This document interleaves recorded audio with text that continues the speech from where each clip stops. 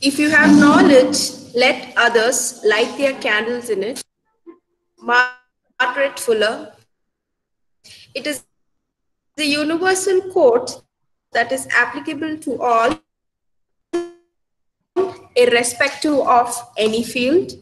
When knowledge is shared, it ignites both the receiver and the giver. To do this, a platform is required, and we at Allocians feel proud in conducting this FTP workshop to serve as a platform to share knowledge. I welcome our resource person for today's session, Dr. Yogesh Velankar.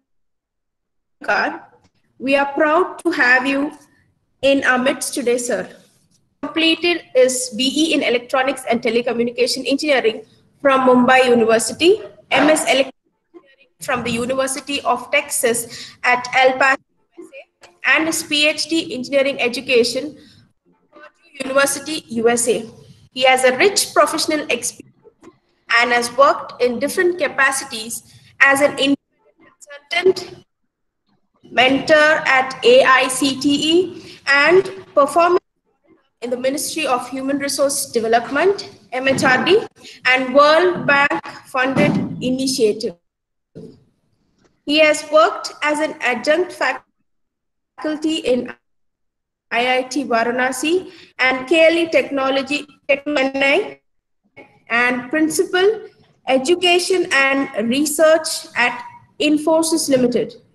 He has vast research experience in reputed institutions such as KLE, IIT Chennai, Purdue University, USA, and University of Texas. Dr. Yogesh Velankar has to his credit various grants and awards. He has published numerous research articles at the national and international level. He has also been a resource person for various workshops and seminars organized in different parts of the country. We once again welcome you, sir. I would like to welcome our Father Prashant Premkumar. I welcome our principal, Dr. Sister Sagai Mary, and our vice principal, Vinu Fabian. My hearty welcome to all the participants who have made it for today's FTP. I wish each and every participant good luck. Thank you.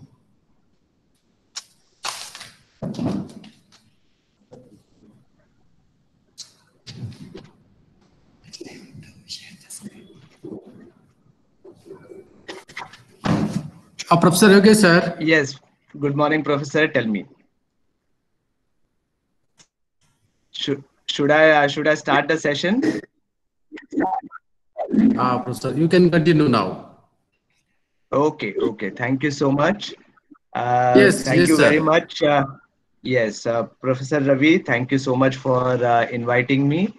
And let me begin the session proceedings today by welcoming everyone, all the participants to this FDP program. Thank you so much for joining us this morning. And thank you very much for this warm introduction and inviting me here to be with you this morning. Let me do the following. Let me, I know I was introduced, but let me spend a couple of minutes. Let me share my screen now. Let me just see if I can get this online, right? Just a minute. Okay. I think now my screen may be coming up. So I am not going on the full screen mode right now, but I think you can see my slides. I hope it is visible. Professor Ravi, can you just give me feedback? Is it visible now, the slide? No, sir. Now it will come up now. No, sir. No, sir. Yes, sir, it is visible. It's visible. Yes, sir, it is visible. It's visible, sir. Yeah. I'm seeing Yes. some comments in the chat box also. It is visible. Yeah. Yes.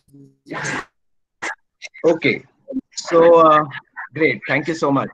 I've just not made it full screen, but I hope you can read this right now. Okay. Very good. So these are my contact information. Also, I will request all the participants to kindly be on mute so we can avoid the background noise. Yes, thank you so much. Thank you. Okay. So this session, as you know, is entitled Framework for Effective Integration of E-Resources. And this is part of the two-day FDP. I think yesterday morning also all of you were present. And the overall theme of the workshop is Building Teachers' Competency through Sensitizing on E-Resources. So once again, very fortunate to be amongst you today morning. And today we are going to talk about, how we can systematically think about integrating these variety of e-resources or ICT tools, in the through the range of choices that are available to us. Okay, so let us think very scientifically, very systematically through some of these important issues. So once again, I know that we have faculty from different departments, different disciplines today, and all of you are, your own subject matter experts. And in the midst of this pandemic, everyone is trying to do their best to ensure that the teaching learning process continues for our students. And I hope everyone is continuing to take good care of themselves.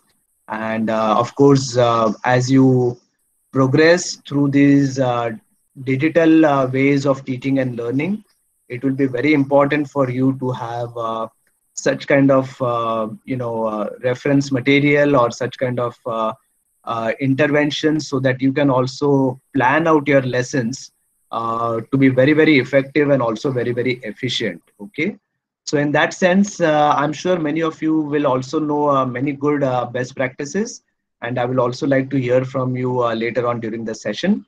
I'm sure some of you have practiced already in the last several months, and even prior to that you must be practicing a lot of usage of ICT in your own teaching and learning process.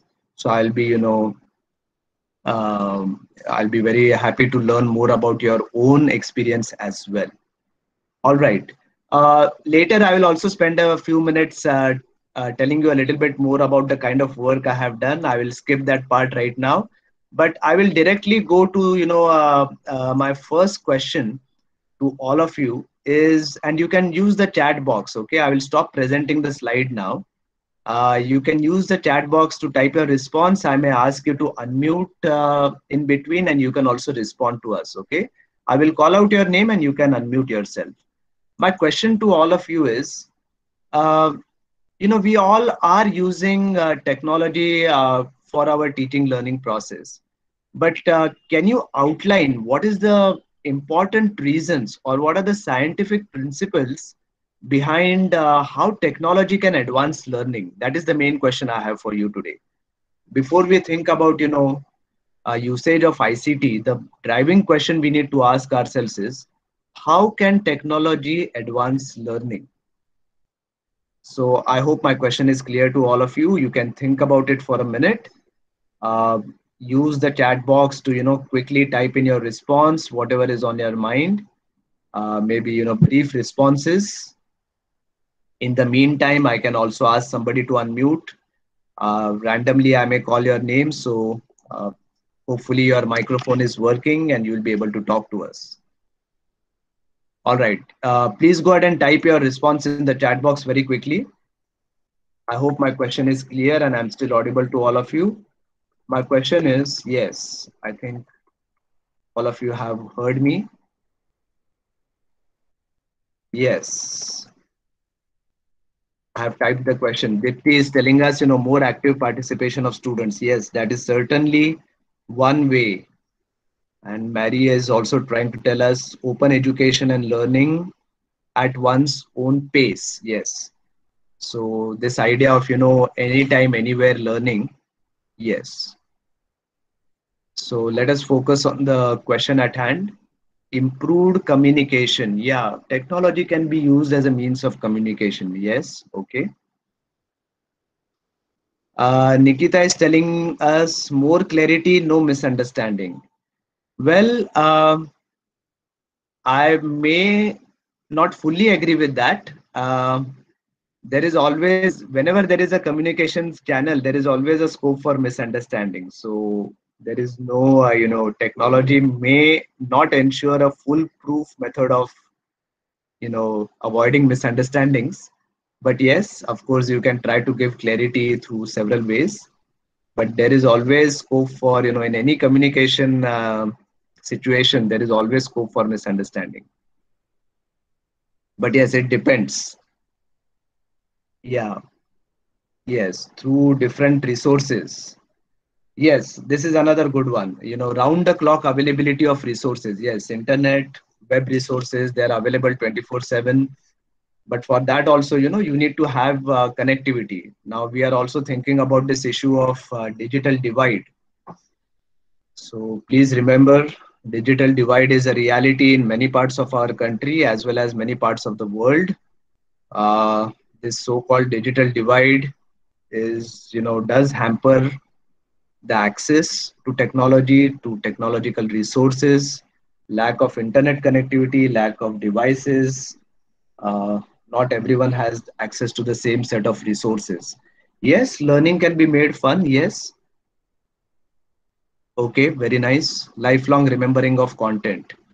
Yeah, definitely. That can be one of the other advantages. Very nice. Okay. So, as you have realized in the past, you know, at least a couple of decades, uh, group collaboration, facts, examples, better way through videos. See, there has been an explosion in the way technological features have evolved, right? I mean, think back to the 90s. The internet was, just in its infancy, and then around that time, a lot of content was static in nature, right? I mean, you remember the websites of 20, 25 years back, they used to be very static. Now you are seeing a lot of dynamism come in, lot of interactive web 2.0 as we call it, lot of advanced features. I mean, now we are talking about the world of virtual worlds, artificial intelligence, 3D content, and all kinds of advances have come in the picture, right? So yes, constructivist learning, Kalpana is also trying to tell us, yes, group collaboration, all these are very, very good possibilities. Excellent. So, we are not the first ones, group of educators trying to think about, how technology can advance learning. There has been a lot of research going on about the effective use of technology, and educational psychologists, educational technologists, they have been studying these in a very scientific manner, and they are presenting to us research-based evidence of how technology can advance learning. And certainly through your own experiences, you are also outlining many of these same points. So allow me to share my screen once again. I will do that right away. 1 minute. Okay, so my presentation will now come up. How can technology advance learning? I think very soon you will see my slide. So again, this is based on the research that has been conducted. This is a very influential publication. In fact, it was published almost 20 years back, but some of the salient points still hold true. A lot of different studies were examined across different domain areas. And definitely whatever you have just explained to me in the chat box, all those are, very, very valid reasons, and they have also been substantiated by all the research that has taken place. So let us look at a few of these points, how technology can advance learning and what does the research tell us about it, right? Okay, the first point is it allows us to bring exciting curriculum based on real world problems into the classroom. Okay, so you can really, we are talking about, making connections to the real world. So whatever these real world problems are, you can bring that kind of curriculum into the classroom. So for example, if you are a social studies teacher and you are trying to teach, geographical concepts to your students, you can really, bring interactive 3D maps or, interactive software to explore different geographical, topography or to study earthquakes or whatnot. I mean, so all kinds of things are now possible with so much advances in technology. Okay. Now, the second one, it provides scaffolds and tools to enhance learning. So I think all of you, some of you have expressed right now this kind of modeling programs, visualization tools. Yes, as I said, you can do a lot of, especially in engineering and science, those kind of domain areas. You can use a lot of different modeling and simulation tools, and definitely help your students to understand the phenomenon more, in a richer manner. And when we talk about scaffolding, I hope you have heard this phrase before, but if not, scaffolding as a concept is this idea of providing, structured guidance to the students. This word, is borrowed from this. I think all of you have seen, some kind of building constructions going on in and around your neighborhood, haven't you? I think you have seen those kind of construction activities, and you may have noticed if you go to any construction site, you will see these, bamboo structures in a matrix format. They are on the outside of the building. Whenever there is, let's say, the initial phases, or maybe if there is a paint job that is being done on the exteriors of these buildings, you will see these bamboo structures being erected, and the construction workers are making use of those bamboo structures, to go from one level to another. So that structure itself is called like a scaffold. It acts as a support in order to get the work done. So similarly, as educators, we are able to provide that supporting structure as well as the supporting tools to enhance our students' learning, and that is the benefit of using technology. Now, of course, technology allows us to give more opportunities for feedback, reflection, and revision.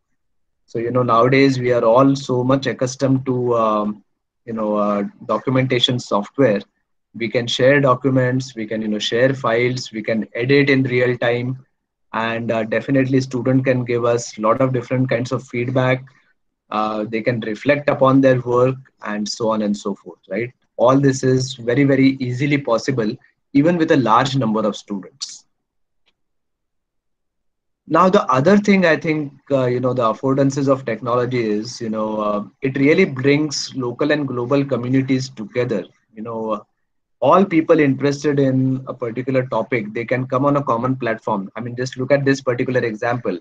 Earlier, I saw Mary joining us from Kuwait, so it has brought everyone together on a common platform. We are all here for a common purpose.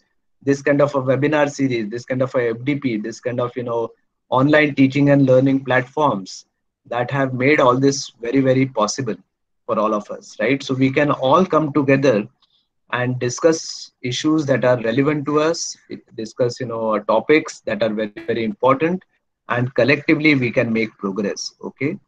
So that is another powerful aspect of how technology can advance learning.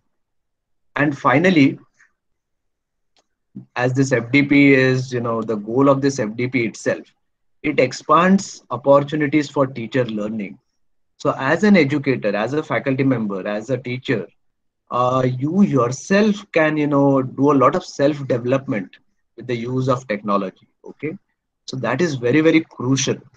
That kind of developmental opportunities, previously it used to be maybe, access to libraries, access to books, physical materials, or, talking to a mentor or talking to a experienced, professor, and that knowledge used to reside with them. But now, at the, touch of a screen or touch of a button, I mean, the kind of explosion of e-resources, you can also do a lot of self-learning and in turn benefit your students. Okay, so that's also very, very important. Now, let us think about this range of, I think, so what this has done is, before I move on to the next slide, I just want to reiterate one thing, that all of you kind of, always knew that, okay, technology is beneficial, it helps us. And right now, almost you have no alternative choice when the physical classrooms, they are not, our schools and colleges have not reopened. We are in a very, very different circumstance currently. But besides that, I mean, this kind of a background should give you the kind of confidence that yes, technology can advance learning, and these are the findings that I'm presenting to you, which is based on scientific educational research studies. Okay, so this is not just some, what do you say? Uh, uh, these are not just findings based on. This is not just based on my will and wish. These are actual scientific studies that have taken place, and these are the kinds of conclusions that the researchers have reached. And this is a meta synthesis of all these different kinds of studies. So it should give you a lot of confidence that yes, if used correctly, technology definitely can advance learning in more than one way. Okay, so please remember that as we move along. Now, when you come to these different types of e-resources, by e-resources we are, in general using this word e-resources to indicate electronic resources. We can think about it in two different ways. One, I can think about e-resources from a teacher centric point of view. Second, I can think of e-resources from student centered point of view. Now this slide is blank, by the way, so I think you can still see my screen. I will just, expand it. Yes. So let us think about first teacher-centric e-resources. So think about e-resources, and if a teacher is using it or it is teacher-centric, what can be the use case that you can outline here? Versus how can this e-resources become student-centric? Think about it this way. These are, two different ways of thinking about e-resources. So give me the first answer about teacher centric. When can we say that the e-resources used are teacher centric, and when can we say that the e-resources used are student centric? So this is a question to all of you. Let me ask somebody to unmute, talk to us. In the meantime, you can, type in the chat box. Okay. Satish Kumar Shetty, kindly unmute.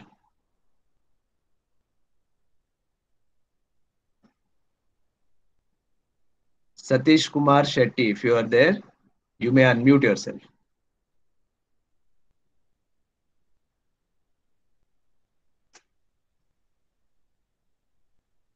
Okay. For some reason, you're not able to unmute. Sadhana Kumari, when can you say e-resources can be teacher-centric or student-centric? Can you give me examples or can you outline what is going on? Sadhana Kumari, can you unmute yourself?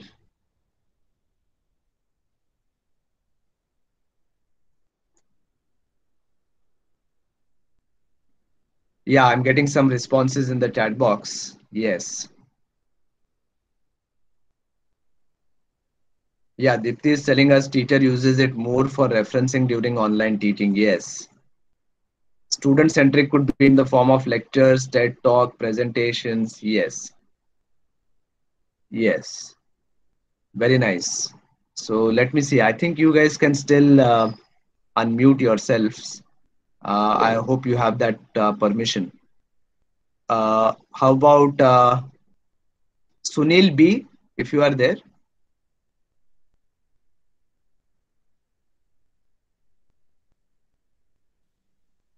Sir. Yeah, Sunil. Yeah, tell us. Yeah. Good morning, sir. Good morning, Sunil. Tell us, when can e-resources be classified as teacher-centric versus student-centric? So whenever teacher-centric is there, means classroom remains ordinarily, and student will quiet. Whenever student-centric is there, means teacher can instruct the students and encourage them, collaborate, communicate with one another. We can give activities also, sir. Okay, you are somewhat on the right track. Yes. Okay, Sudha is telling us, thank you so much, Sunil. When teacher instructs without Thank you, making the Rohan. instructions non-interactive. Okay. Yes. All right. Let me ask somebody else also. Um, how about Rambha Jha, if you are there? So we are thinking about this, in terms of a framework, when we can use the e-resources, how we should use them. Ramba, please unmute yourself.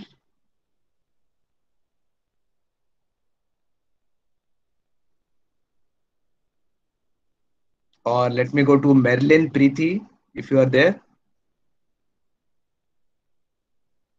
Merlin Preeti.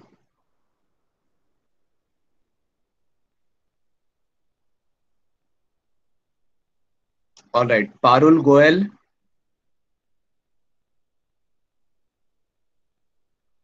Yes, sir, I'm here. Yeah, Parul. So tell us, see, we are trying to think about a framework for how Yeah, to use e-resources. So, how do yeah. we classify that a e-resources can be used in such a way that sometimes it is teacher-centric, sometimes it is student-centric? Do you have any thoughts on that? Yeah, so the same resource can become teacher centric and student. I mean, there are a lot of resources, e-resources available. For example, when we talk about MOOCs, right? The Yes. NPTEL courses or the MIT courses and the likes of that, Yeah. they can be, good for teachers as well as for students, right? So Yes. a resource can be useful for teacher as well as for the student. Now, well, purely student centric resources, if we are talking about, is I mean, that is what we are there for as facilitators. We have to create resources which are student centric. So a resource that can be that can be self explanatory, that is easy to understand, is basically a student centric resource. And Teacher centric, I think, well, uh, I don't know. I mean, that's my perspective of looking at Yes. it. That a simple resource is more student centric, whereas a complicated resource can be a teacher centric resource. So, Okay, okay, okay. Fine, fine. I see where, the kind of overlap or the duality is arising here. yeah, So see, think about my question very carefully. Parul, thank you so much. Of course, what you said is correct. Same resource can be, depending on how it is used, it can become teacher centric or student centric. Now think about it very carefully. Go one layer deeper. Let's think about the purpose. Let us think about what we call as pedagogical approach. Now, I think by now all of you have heard about the phrase or the term pedagogy in very simple forms, or very straightforward explanation of that phrase or concept can be the teaching learning process. So I will not get into too many details of what it is exactly, but for the overview, pedagogical approach is nothing but your teaching and learning process. So you think about that aspect, and think about your usage of e-resources or ICT tools, for example, right? And that is what we need to be very, very careful about. uh, it depends upon the intent and it depends upon the purpose. Okay. And let me once again share my screen with you, and let us collectively try to fill in that table. I have left it blank, so I will, based on whatever inputs you have just given me, I will try to present the underlying principle of when something can you know become student centric versus teacher centric.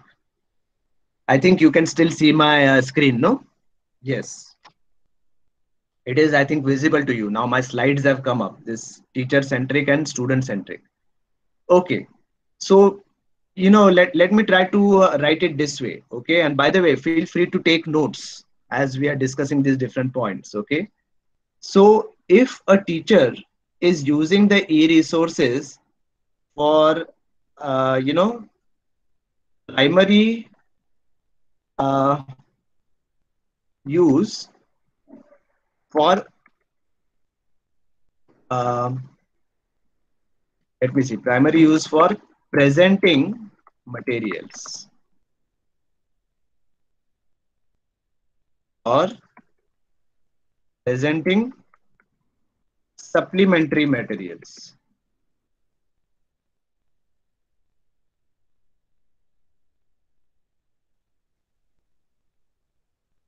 So, for example, see this PowerPoint presentation that I have right now. If I were just presenting the slides, I'm using this PowerPoint material for my presentation to you, isn't it? So I'm presenting some information to you. Now, if I just do a presentation for 1 hour, and I present whatever 10, 15 slides or 20 slides I have, then I will have it as teacher centric. Okay, fine. If I'm not asking you any interactive questions, it depends on how that is used. But I think you are getting the point. If there is a video, or if there is any other animation, let's say you've developed an animation and now you are presenting that animation to the students, then you are using it for presenting the material. Nothing wrong with that. And there is, by the way, there is nothing wrong in being teacher centric or student centric. Don't, this is not very hard and fast distinction. Every situation can be converted to the benefit of the learners depending upon how you organize your teaching learning process. Okay, please remember that. Now the second point is, if I go to the student centered approach, and what some of you have called already told us about MOOCs and whatnot. So for example, if I take the same e-resource and I use it for the purpose of, so let's say purpose and use. So if I do this for tutorials, or if I give a particular e-resource, let's say I give students a research article and ask them to do a literature review of several articles based on a topic, or I give them an animation and I ask them to solve some problems based on that, then that can be, the purpose is problem solving. The purpose can be, discovery based learning. I think some of you have also called it out earlier. Yes. So discovery based learning, tutorials, problem solving. What else? How else can the same material be student centric? Yes. So self study is another big one, right? So essentially, there is nothing, yes, there are many such aspects. So think about it. I've just gotten started. But when we are trying to think about a framework, right? Please go back to the topic of our discussion today. We are trying to think about how e-resources can be utilized. The same e-resource, you have one video. Now, are you going to, create your own video? Are you going to ask students to create their own videos? Are you going to ask questions based on that video? Are you going to ask them to solve problems based on that video? Or are you going to, use that video as an introduction to your lesson? What exactly are you going to use that e-resource for is something you need to think about it very, very carefully. Okay. Now, I hope this is clear, and you can further enrich this kind of aspect, or the primary use or the purpose and the intent, and then classify the e-resources. Think very, very systematically of how this should be used. Now let me go to the next one. Yes, this next slide. Let us think about this very, very important questions. You have a range of choice when it comes to selection of ICT, evaluation and selection of ICT to enhance instruction. But how do you do that? You have to ask yourself these 4 important questions: when, what, how, and why. Now, there is no shortage of the range of different tools, whether they are free and open source, whether they are paid, whether they are, licensed or whatnot, indigenously developed, imported, exported, whatever it is. So all this range of choices that are available to you. Even for instance, we have different video conferencing platforms. So right now we are using Google Meet, but yes, there are competitors to Google Meet also. So when should I use Google Meet? For what reason am I using Google Meet? How should I use Google Meet? Why should I use Google Meet? We should ask all these questions about any selection process that we do for any ICT tool. So there is no shortage, as I said, and we have faculty from different domain areas today with us. So whether it is arts, science, commerce, or whatever domain area you belong to, engineering, medicine, architecture, any discipline, Ayurveda or pharmacy, or whatever it is. How do you evaluate and select ICT? So think about it very, very carefully. How do we do this? Okay. So these are the 4 driving questions. I will also share some of my thoughts on this, but I would also like to get your views on this. Let me ask somebody, which domain you are from and how do you make this kind of a selection? Okay. So let me ask Rahul Kavishwar. Are you there?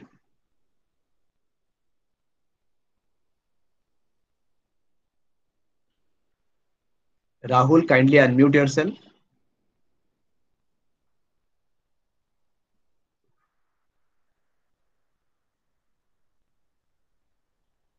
Okay, maybe you're not able to unmute. I think did he log off? AH Gopal, are you there?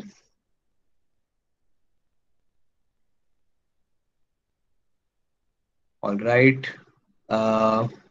Who else is with us? Aishwarya Rangarajan.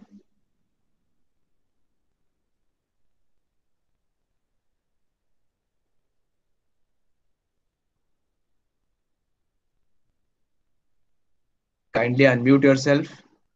I hope you are in a situation where you can talk to us and your microphone is working. Gauri Mopkar, please unmute.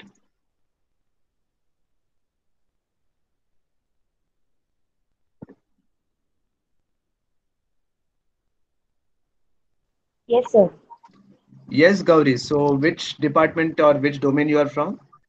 I'm from CCST, Commerce, Science and Technology, IT domain.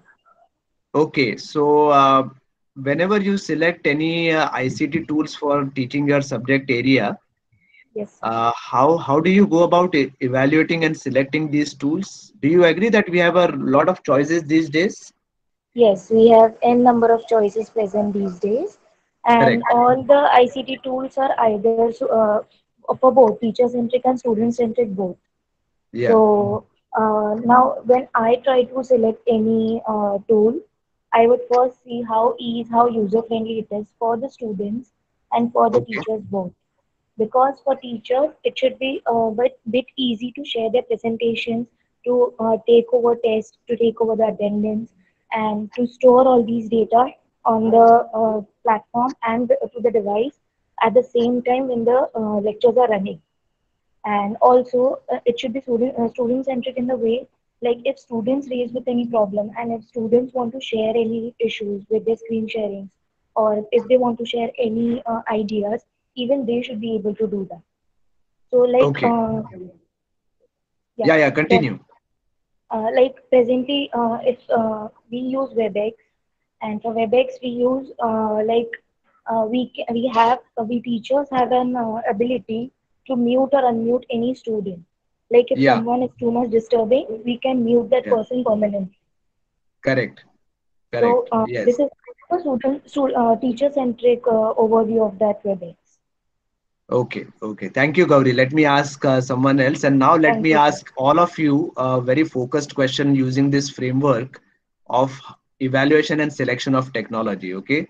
these 4 driving questions that I have posed to you, you please think about these questions: when, what, how, and why. So I'm going to call upon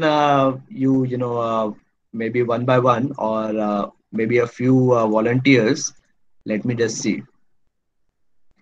Yes, Kanchan, why don't you unmute yourself? Kanchan Tiwari.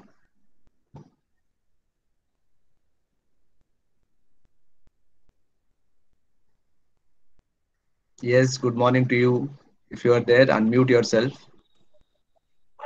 Good morning, sir. Yeah, did you just join us, or you have been listening to me since the beginning?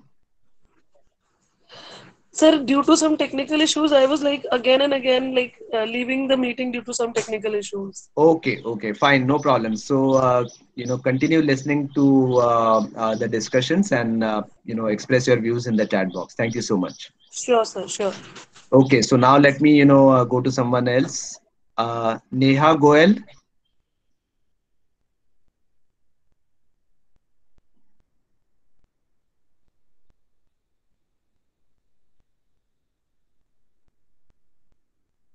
Or let me go to Rudresh. Very, very quickly, try to unmute yourself so we can continue the discussion. Rudresh, are you there?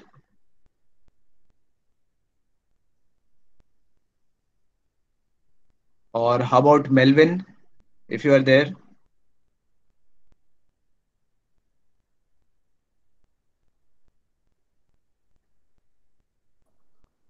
Sir, I just joined just now. Okay. Okay, fine, Melvin. Yeah. Maybe let me ask you this question, just tell me which department you are from. I'm from botany department, sir. Sorry, can you repeat it again? Botany. Melvin, kindly repeat Life yourself. sciences, botany. Okay, fine. So how do you, evaluate and select Can you ICT hear? tools is my question to you.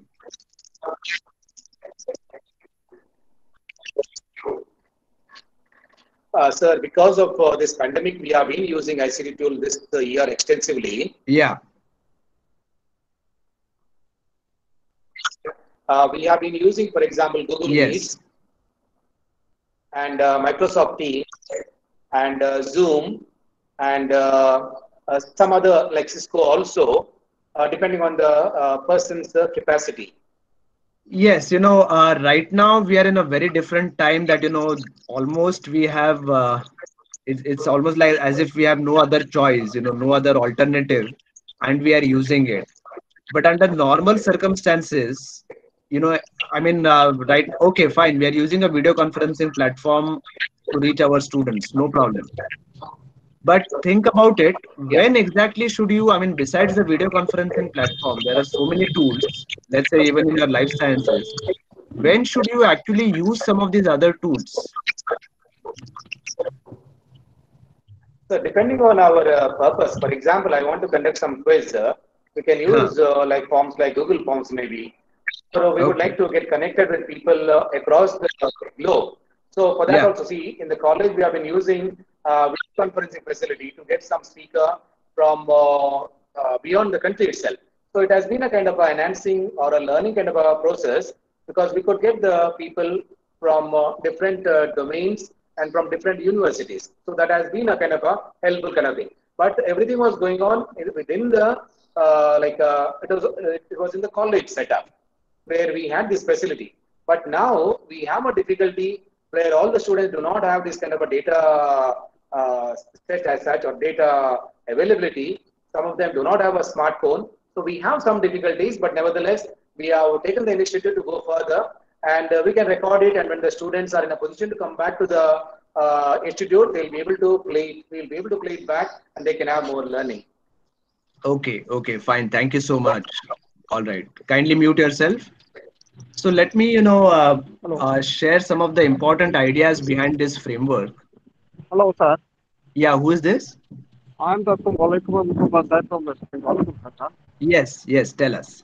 Actually, sir, I am from the field of physical education and sports. Okay. Your question is very much right in what I have said. that why, what, when, and why. This is very much important. I am also thinking about it. I am basically from the science stream, but after that switched over to physical education. But what I am seeing that my students are coming from very poor families. They are not getting the scopes of e-learning or like that. They are not getting the technologies or like that. That's why I'm very much confused what e-resources which I can use. But still, I'm using during my class, not in this pandemic situation. From the very beginning, I'm just trying to use the Zoom and WebEx. And Yes, I'm just yes. showing them and even in Moodle also I'm just using one of my librarians from the Kolkata University. He is helping me to use the Moodle, and that is very much effective. And I think for our students, Zoom is very effective. And Yes, still yes. now I'm in search for which type of e-resources will be very much effective for in the field of physical education in school for the development. Yeah, yeah. I mean, of course, thank you so much, Professor. I'll request everybody to be on mute once again. And since we are all from different domain areas, definitely we have, certain set of tools which are more useful in a particular domain versus another one. And of course, there are some common tools, for example, I think somebody just mentioned, if you want to conduct some quiz, yes, okay, something as straightforward as using maybe a Google Forms can be very well deployed, and quickly you can gather the student responses. So yes, some tools are common for all of us, and some tools are very, very domain specific. But let me request everyone to be on mute once again. Thank you so much. I want you to, think about, I think one major change that has occurred in the past several months after the pandemic is, since you're not able to meet face to face in the classroom, you are using a lot of video conferencing tools to connect with your students. Now, leaving that aside, let's say, I'm with you in this video conferencing session. Now, when should I use other e-resources? I'm already using one e-resource. Okay, one video conferencing platform, we are already connected using that. But now, what else should I be doing? Okay, and please look at the driving question. Look at the title of, or think about the title of the question I'm asking you, or the question itself. Evaluation and selection of ICT to enhance instruction. That is the keyword, to enhance instruction. Okay, that is the main point. So technology should not be used just for the sake of using technology. You really have to think about this driving point. Does technology enhance instruction? Does it support your pedagogical strategy? Does it support the student learning? Is it going to add value to your instructional approach? These are the kind of things that you need to ask yourself. Okay, so now coming to the first question. So by the way, we have 10 more minutes remaining in the scheduled session. So I will give you, some salient points to think about in each of these questions. And perhaps, if we have time, I will be happy to address maybe a couple of questions from the participants. But let me have your attention for the next few minutes. Let me talk about each of these driving questions very briefly, okay? So when do we use, or the first question is when, okay? When? So if you have a specific learning objective or learning outcome, I think some of you are also familiar with this idea of learning outcomes. So when do you use it? You need to have a specific learning outcome. You need to ask yourself, does it enhance engagement of the student in their learning? And will the technology assist the instructor to be more effective, efficient, or engaging? That is the other question you need to ask yourself. Okay, that is the, if you get the answers to these questions, you will then understand when to use a particular e-resource. Now what? So what can that e-resource do? Does it present content in a more effective and engaging manner? Does the e-resource facilitate collaboration or interaction between the students? Does the e-resource provide feedback, or is it used to assess and evaluate students in a more effective and engaging manner? Okay. So that is the other point that you need to think about. So that is the what. The what is the content being presented more effectively or engaging way? Does the collaboration and interaction take place with the help of that e-resource? And does it provide feedback, or does it assess and evaluate students in a more effective or engaging manner? If any of these reasons are there, you have answered the what question. Now, how? Amongst all the choices that you have to think about how do you achieve the specific learning outcome. Will it make it better, easier, and faster? That is the main point.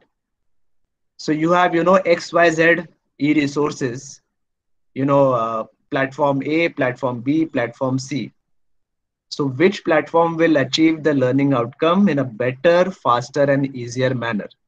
Platform in the sense it can be any e-resource. It need not be just a video conferencing platform. I'm talking in general about all kinds of ICT tools.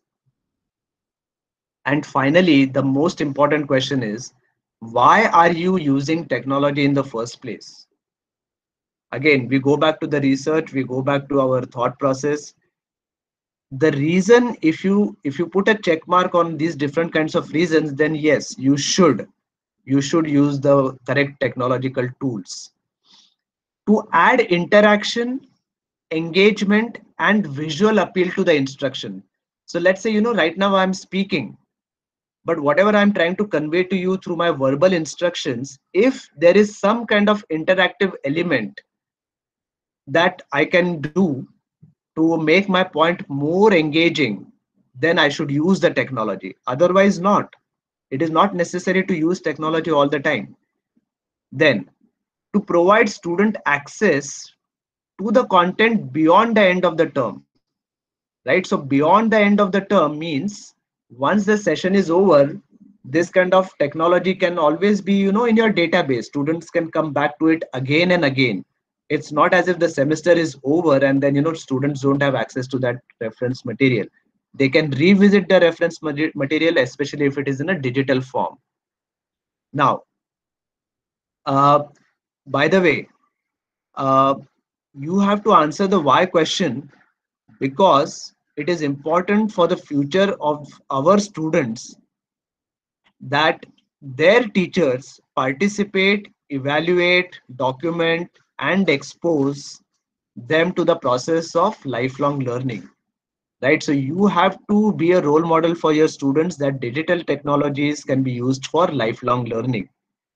And finally, if you are answering the why question, then it is, to blur the boundaries of the, so-called four walls of the classroom. Take your students out into the real world and bring experts into the classroom. So as some of you have said, you are able to establish collaborations across the globe. And if you want some other expert in your own domain area who is in a different part of the world to give a guest lecture to your students, very quickly you can invite them into your classroom. Or as I said, if you are I'll go back to my example of geography and archaeological explorations. Now you can virtually visit, let's say a museum in some other part of the country or other part of the world. So now that kind of three-dimensional walkthrough in a museum where children are coming from perhaps underprivileged backgrounds, they may not get to physically visit all these different kinds of places, but of course you can take your students, give them that same kind of real world experience with the affordances of technology. So these are the different kinds of questioning that needs to take place. Let me try to quickly summarize what I've been trying to tell you, that there is a lot of research behind how technology can be beneficial. The second important point is, when you think about the use of e-resources, it is in your hands to make the e-resource either teacher-centric or student-centric. Okay, it can have a dual purpose. So you have to think about that very carefully. And the final framework that I'm trying to mention to you, all of you, is if you ask this very, very important questions of when, how, what, and why, then I think amongst the range of ICT tools at your disposal, you will be able to make the best type of choices. Okay, so that's very, very important.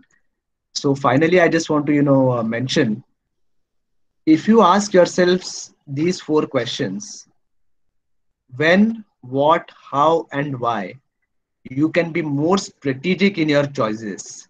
And this is what is going to enable you to effectively and efficiently design and develop your lesson plans, leveraging ICT tools while staying grounded in the best pedagogical practices. See, in this entire situation, technology is not what is important. The important point is students should be learning, and that too as per the learning outcomes that you have set for them. And technology is a tool to assist the learning process. I think that is what you need to remember. And sometimes I know that faculty members are under a lot of pressure from the management, from the stakeholders, that use this, use that, do this, do that. But unless you really ask yourself these kind of fundamental questions, we are all trying to find our way in the dark. And we don't want to expose our students to trial and error methods, but at the same time we want to be very strategic in our choices, so that our students can benefit immensely from the affordances of technology, right?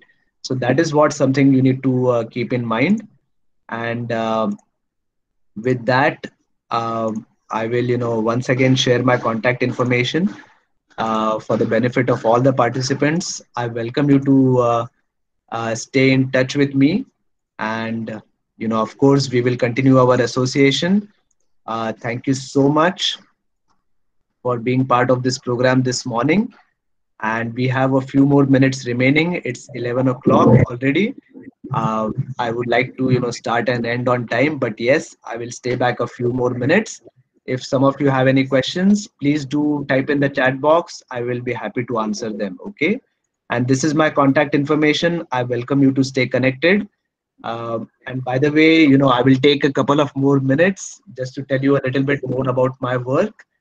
Of course, I was introduced in the morning, but just, to give you a sense of the kind of things I'm involved in. I've been very fortunate to interact with faculty members, to the educational stakeholders, to students, to academic leaders all across the nation. I'm For the last 5 years or so, I've been freelancing. I've been working with different institutions in their capacity building initiatives. So I do a lot of faculty development, student development, and leadership development, training and advisory and consultancy services, as well as I'm involved with several MHRD initiatives, especially the Pandit Madan Mohan Malviya National Mission on Teachers and Teaching, under which I have had a chance to work with institutions across the country. Last year with ISER Bhopal, we launched a course on the Swayam platform. It was a MOOC course under the ARPIT initiative. You must have heard about it. ARPIT is this equivalent of refresher courses. So our course was entitled ICT for STEM Education, and I was the course coordinator for that particular course. So in cooperation with ISER Bhopal, we were able to launch that. Similarly, there is another program called Leadership for Academicians program. It is also under this Pandit Madan Mohan Malviya scheme, under which I have worked very closely with IIT BHU and other institutions. Yes, I'll be happy to connect with all of you. I'm involved in this work of capacity building, institutional development, faculty development, student development, and leadership development. So you please send me an email, stay connected. I have given you my LinkedIn profile also. My phone number is also mentioned. Feel free to contact me and we can discuss further, okay? Some other things that I'm involved in, especially in the technical education domain. You may have heard about the TechWhip Phase 3 program. As part of the TechWhip Phase 3, I am a mentor and a performance auditor for some of the institutions, and we are helping them to gain autonomy and to gain NBA accreditation. And finally, recently I have also been associated with AICT. They have nominated me as a Margadarshak under their Margadarshan initiative. Again, the idea is to help institutions uh, with respect to their accreditation journey and getting accreditation by NBA. Okay, so with that, that is a brief overview of what I've been working on, and my own academic background being quite interdisciplinary, starting from electrical engineering to mathematics education, and finally, culminating with my doctoral work in engineering education from Purdue. I've really had a chance to look at the spectrum of educational, challenges and opportunities, right from primary school to, workplace learning and development. Having also worked in the industry, multinationals, looking at the training and development needs of the workforce. So that has really, expanded my horizon, and I continue to learn from these sessions.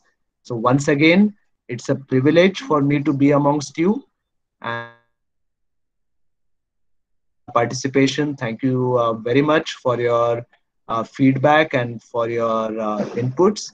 And once again, finally, I would like to thank Professor Ravi Kumar and his entire team at the institution for inviting me to be here with you. And I look forward to continue our association in the future as well. Thank you very much. With that, I will also, hand it back to the institution. This is, I'm typing it in the chat box. Okay. Wonderful. Thank you so much, Professor. Thank you. Concluding remarks, please take over. Thank you. Yes. Thank you, Professor, for valuable, informative session and interactive session discussion. Now, I request participants may ask a question on session. Any question? Any questions? Yes. Any questions, comments, observations? Feel free to discuss. We can chat for another 5 to 10 minutes. Yes. Yes. Can I ask a question, sir? Yeah, go ahead. Who is this? This is Dr. Melvin. Yes, go ahead. Yeah. Sir, one is from the student point of view, how many hours of ICT enabling type of sessions we could have per day? That is the first question. Second one is age kind of a critical factor for our staff members to learn something new? Because many of them struggle with the tools themselves. So how do you balance that kind of a gap as such?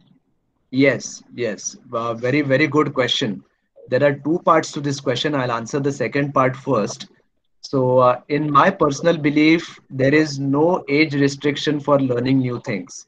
So, whether somebody who's just getting exposed to educational technology, somebody, an experienced faculty members in their long distinguished careers, if they have not used ICT tools before, it is never too late to start learning. And with sufficient practice, hand holding, and mentoring, it can very well be done. So, I'm confident that all faculty members, irrespective of their age or experience, can adapt and adopt ICT tools for the benefit of their own teaching learning process and for the benefit of their students. But yes, an enabling environment, an environment where mentoring, handholding is provided, should definitely be provided to faculty members who might need assistance. And that is also the responsibility of the institution, and the institutional management also needs to be sensitized about this factor. So that is, part number, second part of your question. First part of your question, what is the optimum time for students to be online? See, nowadays, if I think about from, what do you say, from the perspective of, the health of our eyes, any long hours of screen time is not very, very beneficial for our eyesight. And I think, even eye doctors will tell you that continuously staring at a screen or sitting in front of a device is not a very welcome and healthy sign for our physical well-being as such. But at the same time, I think we are now forced to take our sessions online. So you can, try to limit your sessions, and this also depends upon the age of the students. You can try to limit your sessions to, perhaps, I'm just giving you a ballpark figure here, for college students, maybe not more than 1 hour at a time, and giving sufficient breaks in between. And you can be very strategic in your planning. You need not lecture them for 6 hours in a day. You can give them a lot of perhaps self-study material that they can spread out that instruction over a period of 24 hours, take sufficient amount of breaks, and at the same time you can use the time that you have with them. Let's say 1 hour per day in your session, you can use that time for problem solving, for doubt clearance, and whereas they can study on their own time. So all these different kinds of techniques should be employed, and definitely you should encourage them to take good care of their eyesight. And that is only a part of the story. The other part is, do they have the data, do they have the bandwidth, do they have the right kind of resources to be able to be online for 7-8 hours at a stretch. I think we have to be realistic in our approach and look at the ground reality, what is feasible and what is practical, and what is also not detrimental to the health and well-being of our students as well as faculty members. So thank you very much for that question. Thank you, sir. Yes. I welcome any other questions. Maybe time for another question. Dear participants, here one announcement. We will send you a feedback link and e-certificate after session. Now I would request Professor Caroline to give a lot of thanks.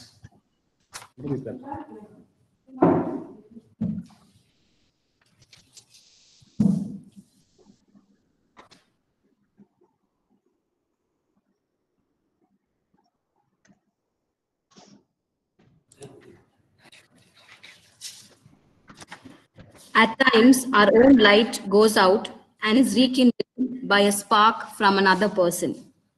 Each of us has cause to think with deep gratitude of those who have lightened the flame within us. On behalf of the principal, management and staff of St. Aloysius Degree College and Center for Postgraduate Studies, I take this opportunity to express my heartfelt gratitude to Dr. Yogesh Velankar for sharing his wonderful insights with us. Your inputs has made this FDP very fruitful and enriching for all of us. Thank you, sir. I sincerely thank our principal, Dr. Sister Sagai Mary, Vice Principal, Father Vinu Fabian, and our manager, Father Prashant Prem Kumar, for all their support and guidance in organizing this workshop. Special thanks to Dr. Ravi Kumar for organizing this FDP. I would also like to thank all my fellow colleagues for their efforts in making this FDP a success. Last but not the least, my sincere thanks to all the participants of today's session. Thank you all once again. Have a good day.